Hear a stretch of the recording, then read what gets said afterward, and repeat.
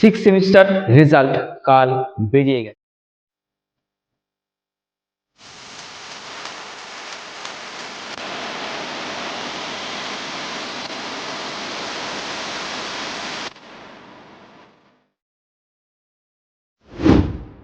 একটা অবাঞ্ছিত সময়, যে সময়টা কেউ কল্পনাও করতে পারেনি সিক্স সেমিস্টারের রেজাল্ট আউট হবে।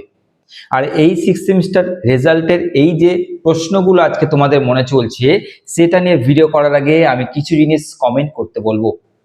যে কমেন্টগুলো হচ্ছে এটা, যে যাদের সাপ্লি এসেছে, যাদের ব্যাক এসেছে, তাদের কি মনে হচ্ছে যে তাদের কি কোনোভাবে ব্যাক আসার আদেও কথা ছিল? যদি তোমার মনে হয় যে স্যার আমি ওপেন চ্যালেঞ্জ করতে পারি বর্ধমান ইউনিভার্সিটিকে যে আমি সাপ্লি পাওয়ার মতন পরীক্ষা দিইনি, তাহলে তোমরা কমেন্ট করো। 2 নম্বর কথা হচ্ছে, এটা কমেন্ট করবে তুমি যে এক্সাম দিয়েছিলে, তুমি এক্সাম প্রপারলি দিয়েছিলে তো?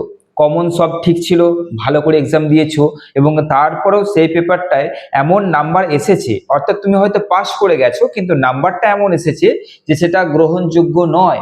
এর থেকেও বেশি নাম্বার পাওয়ার কথা ছিল, এর থেকেও বেশি পার্সেন্টেজ পাওয়ার কথা ছিল, কিন্তু সেটা তোমার হয়নি। যদি এটা হয়ে থাকে তাহলে কমেন্ট করো। 3 নম্বর কথা হচ্ছে, এই যে রেজাল্ট বেরিয়েছে, এই রেজাল্ট এর ভিত্তিতে তুমি প্রথম কথা হচ্ছে এই ইউনিভার্সিটিকে কত নম্বর দিতে চাইছো 10-এর মধ্যে? কারণ এই ইউনিভার্সিটি আমার কাছে অলওয়েজ 10-এর মধ্যে 0-তে থাকে, কারণ এই ইউনিভার্সিটি রেজাল্ট বা খাতা দুটোই কোনোদিন না সময় বার করে না ভালো করে দেখে, যার জন্যে ভালো ভালো ছাত্রছাত্রীদের বিনা কারণে সাপ্লি চলে আসছে। হ্যাঁ, যার আসার দরকার, যে পড়াশোনা করেনি, যার কমন আসেনি, সেটা আলাদা ব্যাপার, তাদের আসলে ওটা আলাদা ব্যাপার, কিন্তু যারা সাপ্লি পাওয়ার যোগ্য নয় তারা পর্যন্ত সাপ্লি পেয়ে গেছে। তো এই কমেন্টগুলো অবশ্যই করবে, এবং তুমি কোন কলেজের ছাত্র বা ছাত্রী কমেন্টে লিখবে। আজকের এই যে রেজাল্ট বেরিয়েছে, এই রেজাল্টের থেকে কিছু প্রশ্ন উঠে আসছে, এই প্রশ্নগুলোর উত্তর তোমাদেরকে দিয়ে আজকে তোমাদের শেষে খুব বড় একটা মারাত্মক কথা বলতে চলেছি। তো চলো, প্রথম যে প্রশ্ন উঠে এসেছে সেটা হচ্ছে, যে বিষয়গুলো দেখাচ্ছে রেজাল্টে সেটা ক্লিয়ার না সাপ্লি? এটা মোটমাট 10-এর মধ্যে 8 জন জানে, কিন্তু তবু আমি এটা বলে দিই যে যেগুলো দেখাচ্ছে সেগুলো তোমার ক্লিয়ার হয়ে গেছে, যে সাবজেক্ট তোমার রেজাল্টে শো করছে না সেটাতে তুমি সাপ্লি পেয়েছো। দ্বিতীয় প্রশ্ন হচ্ছে, পিএনসি দেখাচ্ছে কেন? আর এটা হচ্ছে সব থেকে গুরুত্বপূর্ণ প্রশ্ন, যে আমার 6 সেমিস্টার রেজাল্টে পিএনসি দেখাচ্ছে কেন, যেখানে আমি ক্লিয়ার করে গেছি। অর্থাৎ আমি সেখানে কিউ দেখাচ্ছে, অল দেখাচ্ছে, কোয়ালিফাইড বা পাস দেখাচ্ছে, তাহলে শেষে পিএনসি লেখা আছে কেন?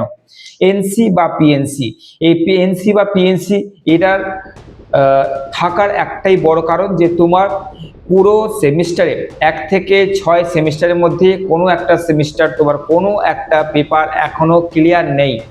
সেই পেপারের হয়তো এক্সাম দিয়ে দিয়েছো বা তুমি রিভিউ করতে দিয়েছো, কিন্তু তার রেজাল্ট এখনো বেরোয়নি, আটকে রয়েছে, যার জন্য 1 থেকে 6 টোটাল প্রোগ্রামটার মধ্যে কোনো একটা পেপার সাপ্লি থেকে যাওয়াতে তোমার পিএনসি দেখাচ্ছে।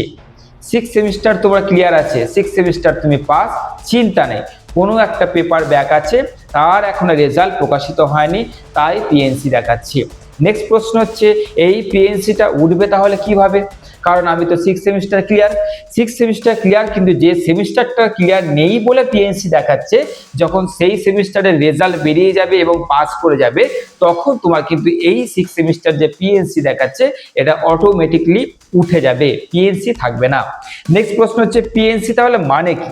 পিএনসি মানে পেপার নট ক্লিয়ার, এটাকে তুমি বলতে পারো প্রোগ্রাম নট ক্লিয়ার, দুটোর মানে একই।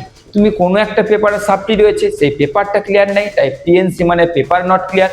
পুরো প্রোগ্রামটার মধ্যে কোনো একটা পেপারের জন্য প্রোগ্রামটাই ক্লিয়ার হচ্ছে না, যার জন্য 6 সেমিস্টারের রেজাল্টে পিএনসি দেখাচ্ছে, তার জন্য তুমি এটাকে প্রোগ্রাম নট ক্লিয়ারও বলতে পারো। নেক্সট প্রশ্ন হচ্ছে, যে এই যে রেজাল্ট বেরিয়েছে এটা 3 ইয়ার না 4 ইয়ার? এটা 3 ইয়ার বা 4 ইয়ারের কোনো রেজাল্ট নয়, এটা নর্মালি সবার রেজাল্ট। কারণ এখন পর্যন্ত যদি তুমি 4 ইয়ারের স্টুডেন্ট হও বা তুমি 3 ইয়ারের স্টুডেন্ট হও, 3 ইয়ার বা 4 ইয়ারের ব্যাপারটা নয়, 6 সেমিস্টার পর্যন্ত যে কোনো স্টুডেন্ট 3 ইয়ারের স্টুডেন্ট। সে 4 ইয়ারে পড়লেও, তাই এটা সবার জন্য, কোনো আলাদা করে রেজাল্ট কিন্তু প্রকাশিত নেই। এরপরে যে প্রশ্ন আছে যে স্যার রোল নম্বর আমি কিন্তু আমারটা পাচ্ছি না। তো মোট কথা হচ্ছে বহুজনা বা আমার বহু বন্ধু বান্ধবী তারা কিন্তু রোল নাম্বার দিয়ে চেক করে নিয়েছে, তো আমি কিন্তু আমার রোল নাম্বারটা এই রেজাল্টের মধ্যে কোথাও খুঁজে পাচ্ছি না। তাহলে এই মতো অবস্থায় কি করবে? এই মতো অবস্থা তোমার কাছে দুটি রাস্তা আছে এবং ভয় খাওয়ার কিন্তু কিচ্ছু নেই। যদি তুমি কনফার্ম থাকো যে তুমি সিগনেচার ঠিক করে করেছিলে কিনা, এইটা জাস্ট একটু কমেন্ট করবে। যদি এই সমস্যায় কেউ ভুগছো তাহলে একটু কমেন্ট করবে যে তুমি সিগনেচার ঠিক করে করেছিলে কিনা, প্রপারলি এক্সাম দিয়ে এসেছিলে কিনা, এবং তুমি বলতে পারবে যে হ্যাঁ স্যার আমি 4টে বা যে কটা পেপার আমি এক্সাম দিয়েছি খুব ভালো দিয়েছি, আমার সাপ্লি আসার কথা নয়। যদি হয় কমেন্ট করো এবং আমি তোমায় বলে দিচ্ছি, তাহলে ভয় খাওয়ার কিচ্ছু নেই। তোমার রোল নাম্বার দেখাচ্ছে না, এখানে একটা জিনিস করণীয়।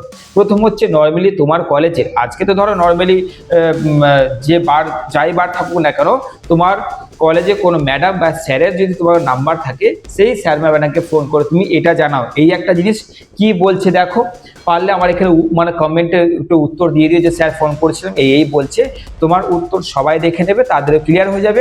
আর 2 নম্বর হচ্ছে তোমাদেরকে একবার কলেজে যেতে হবে, ঠিক আছে? বোধ হয় জানি না কালকে বন্ধ আছে কিনা, শনিবার কালকে, তো কলেজ একবার যেতে হবে। কলেজে গিয়ে কি করতে হবে, প্রিন্সিপাল মহাশয় বা মহাশয়াকে তোমাদের কিন্তু একটা অ্যাপ্লিকেশন দিতে হবে যে আমার কিন্তু রোল নাম্বারটা দেখাচ্ছে না, যার জন্য আমি দরখাস্ত দিয়ে গেলাম, আমাকে কি করতে হবে এবং নেক্সট স্টেপটা বলে দিন। ওই দরখাস্ত না হয় তারা বর্ধমান বিশ্ববিদ্যালয়ে পাঠিয়ে দেবে, নচে তারাই কোনো একটা ব্যবস্থা করে দেবে, তাই চিন্তার কোনো কারণ নেই। আচ্ছা, এরপরে যাচ্ছি পার্সেন্টেজ কিভাবে চেক করব।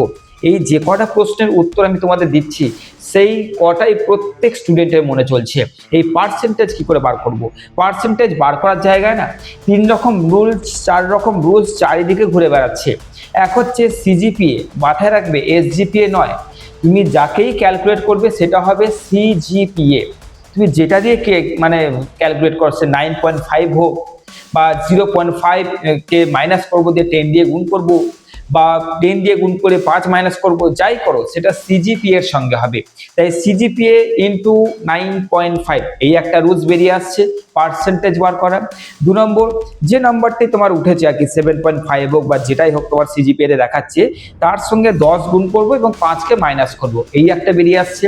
আর একটা হচ্ছে যে নাম্বারটা তোমার দেখাচ্ছে সিজিপিএ তে, সেটা থেকে 0.5কে মাইনাস করবো, তারপর তোমাদের 10 তার সঙ্গে গুণ করব। তো এই 3টে রুলস কিন্তু সবাই দেখছি জাস্ট করছে আর কি। তো তোমাদের একটা কথা বলবো, সিম্পল জিনিস, তুমি যে সিজিপিএটা করেছো, নাম্বারটা পেয়েছো, এই 3টে রুলস খাটিয়ে দেখে নাও যে একই পার্সেন্টেজ বেরোচ্ছে কিনা, তাহলে এই 3টা খাটাতে পারো।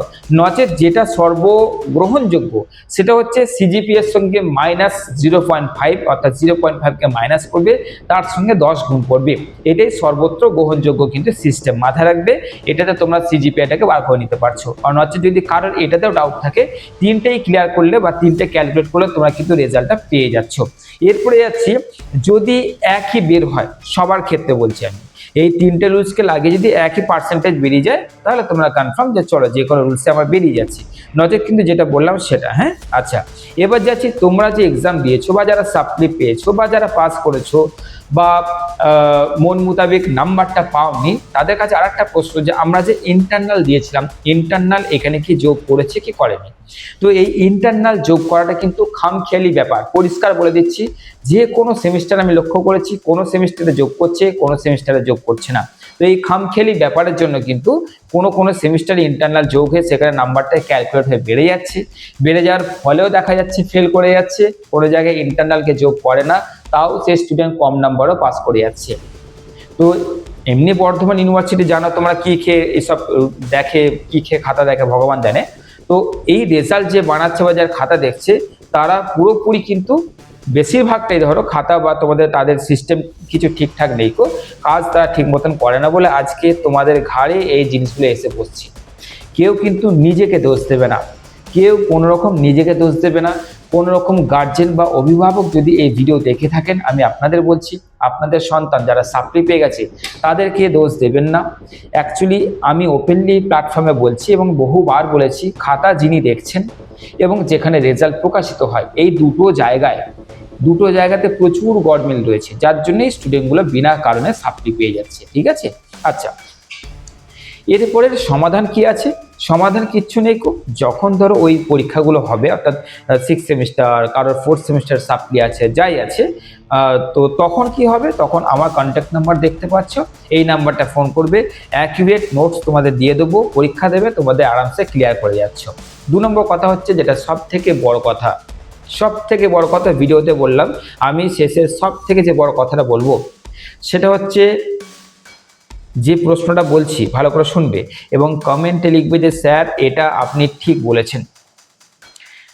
যে ছাত্রছাত্রীরা সুন্দর একটা মানসিক পরিস্থিতি নিয়ে এক্সাম দিচ্ছে, তারা স্বপ্ন দেখছে গ্র্যাজুয়েশন কমপ্লিট করব, কিন্তু সেখানে তাদের সঙ্গে যেটা হচ্ছে, বিনা কারণে সাপ্লি পেয়ে যাওয়া, ব্যাক চলে আসা, মন মোতাবেক নাম্বারটা না পাওয়া, 7.5 তার আগের সেমিস্টারে ছিল, পরের সেমিস্টারে কমে যাওয়া, ভালো পরীক্ষা দিতে হতে, এই যে যত রকমের জিনিস হচ্ছে, প্রচুর স্টুডেন্ট বিনা কারণে ভুগছে এবং তোমাদের পাশে কেউ নেই।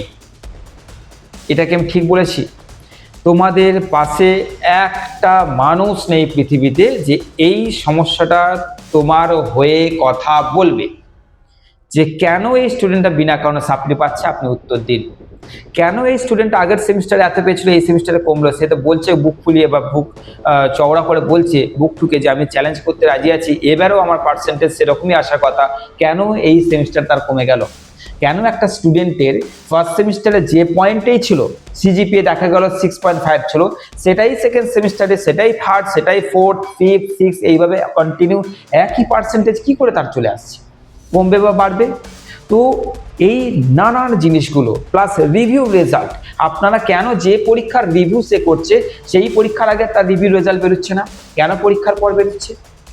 তো এই প্রশ্নগুলো করার মতন তোমাদের পাশে একটা মানুষ নেই, একটা মানুষ তোমাদের পাশে নেই যে এই প্রশ্নগুলোর হয়ে আওয়াজ তুলবে। কেউ একজন দাঁড়িয়ে গেলেই না, আস্তে আস্তে দেখবে সবাই, কারণ এই ইস্যুটা সবার সঙ্গে। তো এই